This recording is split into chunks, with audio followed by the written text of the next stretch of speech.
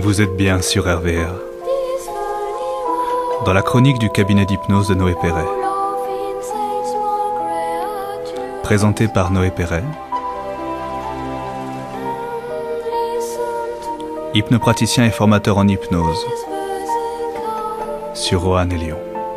Aujourd'hui, nous allons consacrer la chronique à vous faire comprendre l'hypnose infantile. L'hypnose infantile, ou l'hypnose pour les enfants, est très particulière dans ce qui est de la gestion du tempo que va donner l'hypnopraticien. En effet, les enfants ne gèrent pas le temps de la même manière que les adultes. Si on leur dit de ne pas renverser ce qu'ils ont dans les mains, ils vont commencer par le renverser, et seulement ensuite, ils se diront qu'il ne fallait pas le faire. Suivant l'âge, ou plutôt leur maturité, les enfants seront à même ou non de comprendre ce que l'on attend d'eux. Cela conditionnera donc également les possibilités qui s'offrent à eux. D'une manière générale, il n'y a pas de consultation chez un enfant de moins de 3 ans, car avant, sauf exception, ce sont les parents, et non l'enfant qui ont besoin d'aide. Généralement, une séance chez un enfant préadolescent se déroulera en 3 étapes. La première partie s'effectuera avec l'adulte qui l'a accompagné, de manière à fixer les objectifs et répondre aux questions de l'accompagnateur. La deuxième étape se déroulera uniquement avec le mineur, pour gérer ce qu'il souhaite, et parfois qui est bien différent de ce qui était prévu. Sur simple demande, une caméra pourra filmer la séance avec le mineur, même si le son sera coupé, pour ainsi rassurer les parents les plus anxieux. Dans la dernière partie du rendez-vous, l'accompagnateur reviendra dans la salle de consultation pour un débriefing de ce qui est possible de dire. Pour ce qui est des mineurs pubères, le déroulement de la séance leur sera proposé et ils décideront ce qu'ils veulent faire ou non. Néanmoins, pour tout mineur, les accompagnateurs ne pourront que très rarement rester présents le long de la séance, car les enfants modifieront leurs réponses par la simple présence de cette autorité, ce qui biaisera complètement celle-ci. Il est à noter cependant que les jeunes enfants ont rarement l'impression spécifique d'être en hypnose, car, y rentrant plus facilement que les adultes,